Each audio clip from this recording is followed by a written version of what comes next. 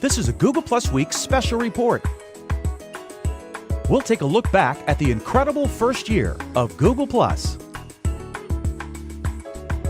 Joining me from New York, independent software developer and Google Plus Week co-host Alan Firstenberg. From Google headquarters in Mountain View, California, Senior Vice President Social, Vic Gundotra. Plus, your questions submitted on Google Plus.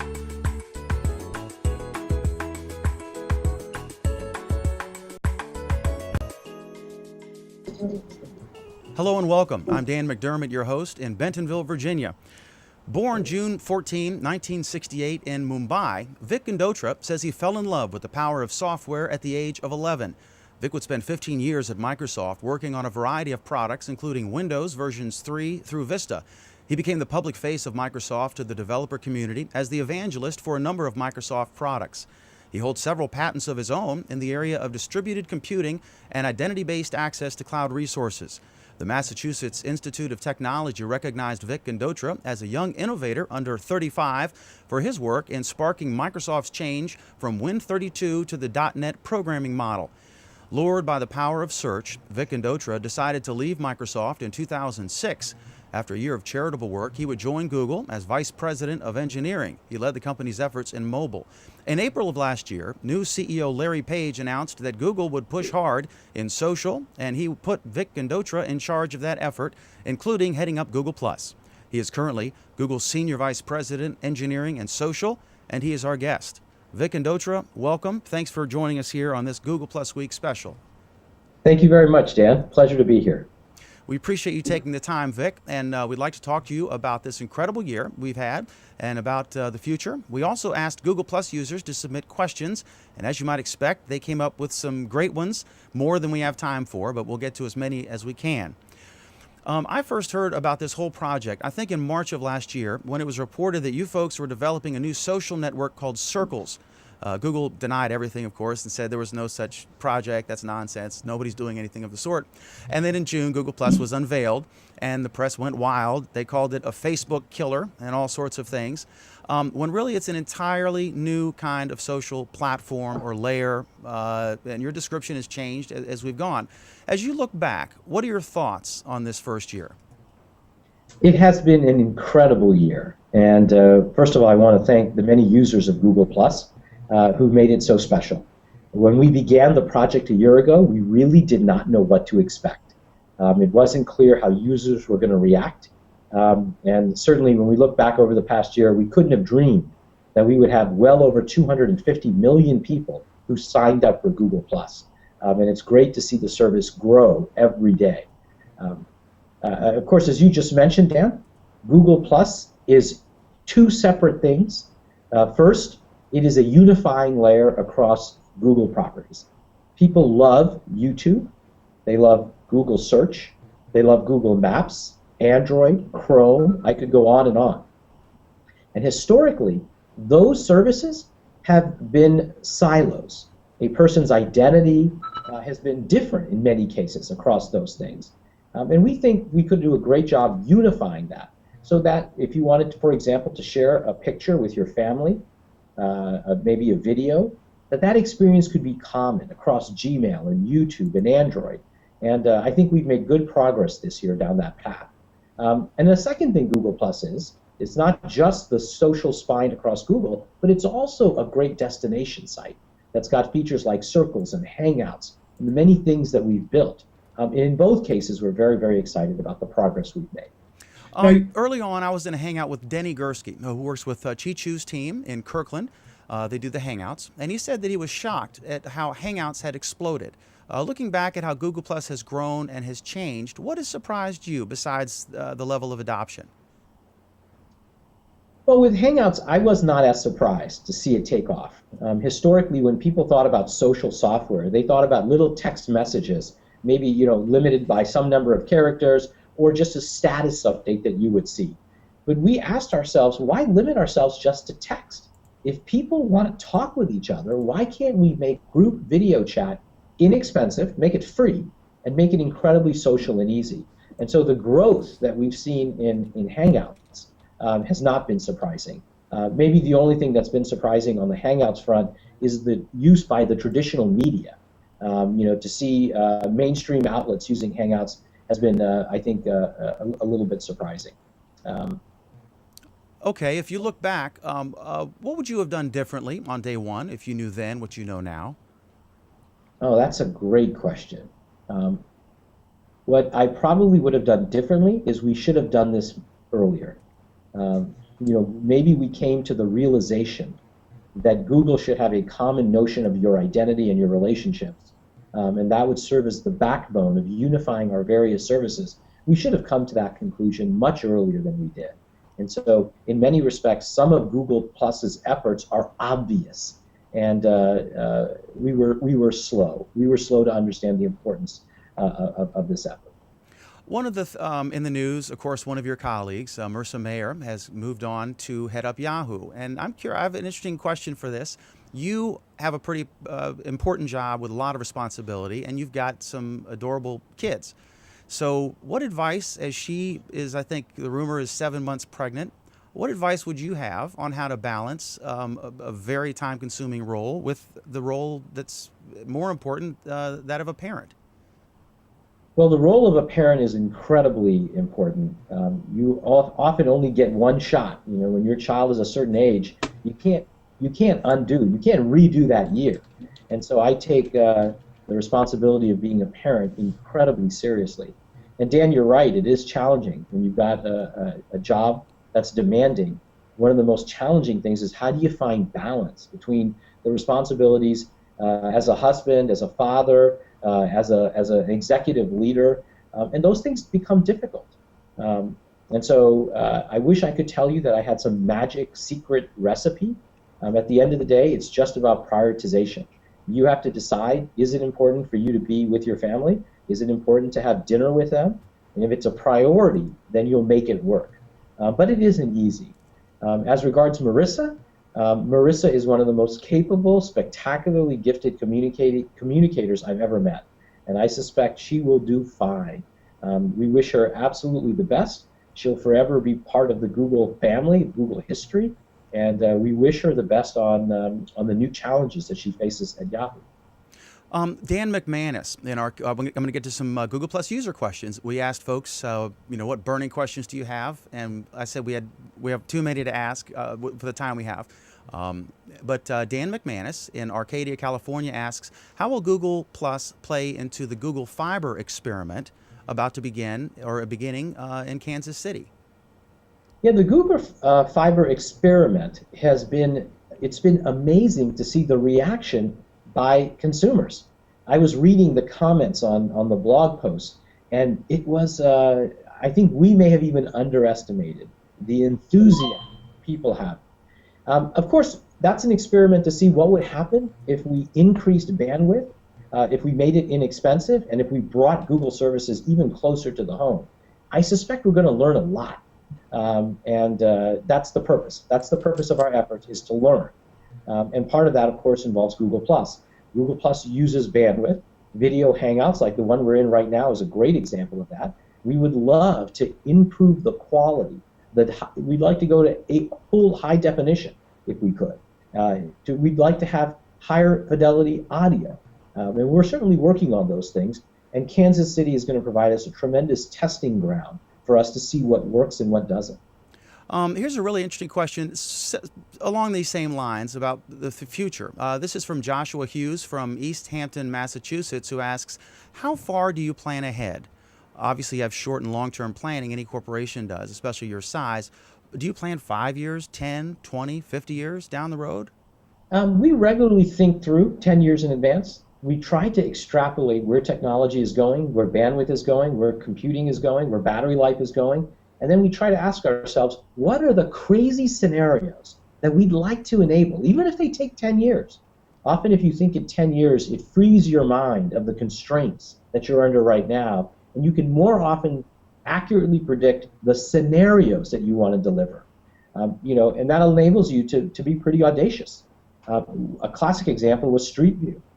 When our founders decided to take their cameras and drive around a city and just test if they could stitch together those images, they were not bound by what was possible in 1 year or 2 years or 3 years, but really asked themselves, could we map the entire world in 10 years? And then sometimes you surprise yourself in that you're able to achieve the scenarios you dreamed of for 10 years in a time period that's much shorter. I'm sorry, go ahead. Speaking of audacious planning, you're one of the few people that's using Google Glass right now. Can you tell us a little bit about what that's like and kind of where you see that fitting into the rest of Google and Google Plus, and how you use it personally?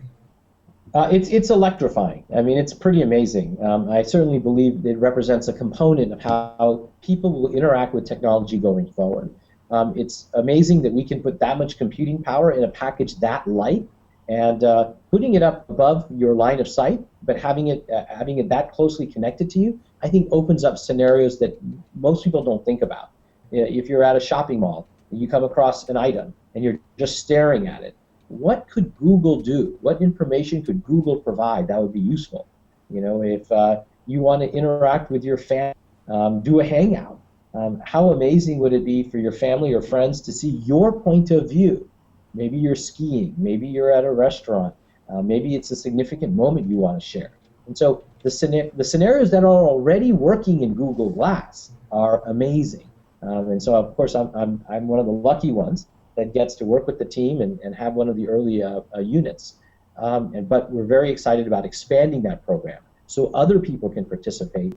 And we suspect that their ideas, other scenarios that other people want to do, are going to help really shape our development and produce something that's compelling. This one you'll like. Robert Rettel in Vienna, Austria. I think you know who he is. He asks, you're going to love this question. Which local laws do the citizens of Austria, Belgium, China, Congo, Cuba, Democratic Republic of Korea, Denmark, Finland, Germany, Ghana, Greece, Hungary, Iran, Norway, Romania, Senegal, Sudan, Syria, Thailand, and Vietnam have to fight to get Hangouts on air? Yeah, the laws, first of all, thank you for the question, Robert. The laws are very complex. Hangouts on air is the ability to, of course, have a Hangout, record it, and then make it available to the world. And whenever you're distributing YouTube content, you have to be in compliance with local laws. Those countries have very different laws and different liabilities when it comes to the distribution of copyrighted material. So you can imagine someone's doing a Hangout, they're doing it from a wedding, there's music playing in the background. That music may be copyrighted. And in various countries, the penalties for distributing copyrighted content can vary dramatically. And so Hangouts on air, the redistribution of user-generated video, is strictly controlled. And so we continue to work in each one of those countries to put in technology that helps us detect when you have copyrighted material, and we continue to negotiate with copyright holders so that we can enable scenarios like this. And so be patient with us. We're working down the list. Obviously, it's our goal to enable Hangouts on air for every citizen on Earth that we're legally able to do so.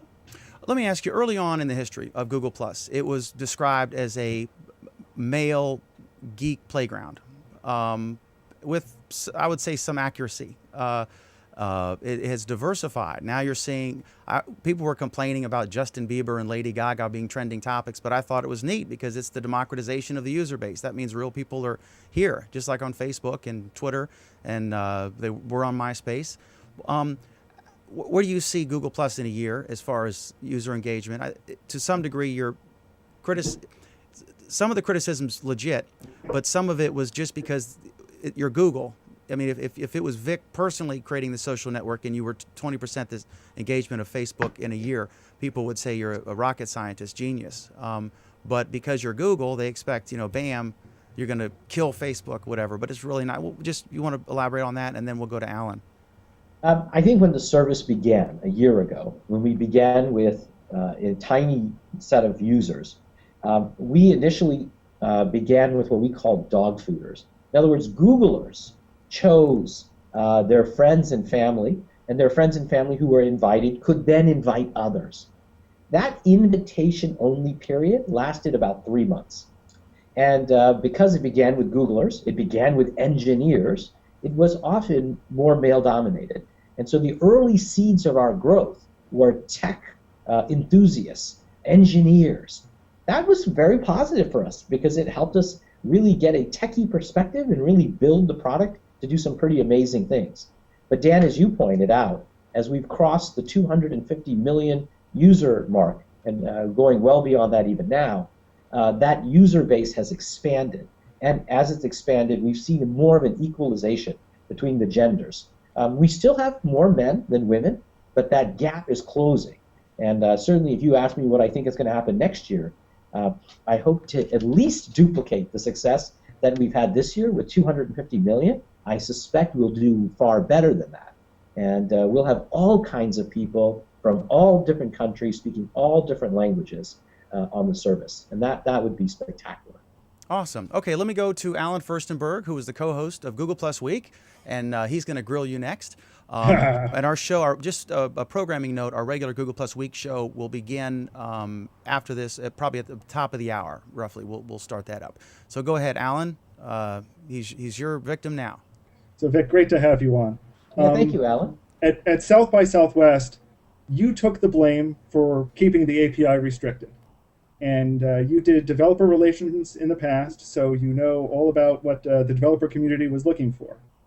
6 months later, we now see developers are getting early access to the History API.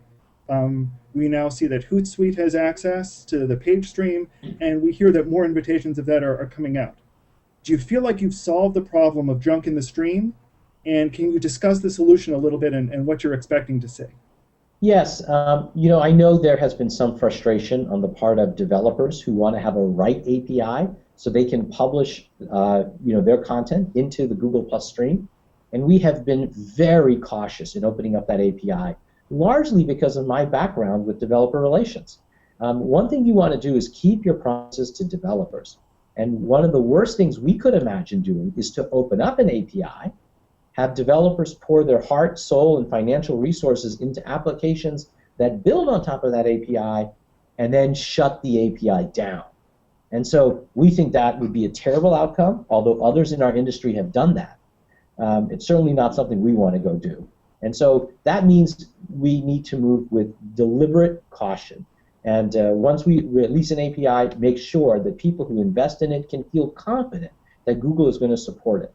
And so one of the reasons that, in addition to the one I just described, that we've been cautious is to protect users. We don't want their streams to be overwhelmed with content that we don't know how to appropriately rank. And that takes time. To do appropriate ranking, to get the right relevancy, is a difficult problem. And we've been working very, very hard on it. As you said, we've made good progress. We've had people like Flipboard, Hootsuite, many other partners that we've allowed in, and we're learning from them. And we're testing it very, very carefully. I suspect as we go forward, you'll see us open up the API even more. But we're doing so in a controlled and thoughtful manner. Now, it sounds like part of your concerns there were making sure that you weren't going to get a lot of spam, making sure that you were going to cut down on the trolls. Can you tell us how the anti-spam and anti-trolling efforts are progressing? They're progressing quite well. I think if you have been using Google Plus for a period of time, if you've used it over the last 6 to 9 months, you've seen how effective our trolling mechanisms, our spam and abuse mechanisms have become. It's hard to believe that when we first launched Google Plus, we didn't have many of the protections. You couldn't report someone. It wasn't very easy to block someone. We weren't as sophisticated in our algorithms, in our ability to detect when somebody was being abusive. We've gotten so much better this year. Having said that, it's a constant battle. People will always try to find ways to reach people on a social network and abuse the system. And so we have to be constantly vigilant and more clever. And we've got a fantastic, I think, one of the best teams in the world. It is the same team that does spam and abuse for other properties like Gmail. And so I think it's broadly recognized as a team that's fantastic, and we're really learning how to apply that in the social space as well. Okay, thanks. It seems like a lot of people think Google Plus is a perception problem. 1 year in, people are still comparing Google Plus to other social networks, which I'll leave unnamed. Instead of focusing on the unique abilities for Google Plus, how do you personally, how do you as Google get past this comparison and address the perception problem? What role do you play in changing that perceptions, and what role do we as users play in changing those perceptions? Alan, I think it's pretty important not to be sidetracked by people's perceptions, but to do great work and provide great value. If you might remember a year ago, there was an overwhelming consensus, that Google did not get social, that Google could never be social. And yes, there was some evidence to support that. We had several efforts in the past that did not go so well. But we did not allow the team to fixate on people's perceptions and people's commentary. We focused on what were the problems people were having in connecting with each other. And we focused on building a great product that through the use of circles would help people with their privacy, through the use of Hangouts, enable them to connect more visually, face to face together, and the market rewarded us. People loved the service. And so my team and I spend more of our energy and our time thinking about how do we make Google Plus better? What can we do next? And far less time about the ever-changing perceptions of one day Google Plus is not succeeding, another day it's on fire. We know our own numbers, and they're incredible. Usage of Google Plus is going up and up and up. And as long as it's going in that direction, we think we're on the right track. What sorts of things did you learn from those previous social efforts like Wave and Buzz? We learned several things that are burned into our psyche. One of them is privacy. If you violate a user's privacy, you have lost their trust, and they will absolutely stop using the service. And in the case of a product called Google Plus, you could permanently damage the Google brand. And so we are stewards of the Google brand. We are stewards of people's privacy. And when it comes to social networks, there was a hunger to have a way to communicate with friends and family, but do it in a controlled way.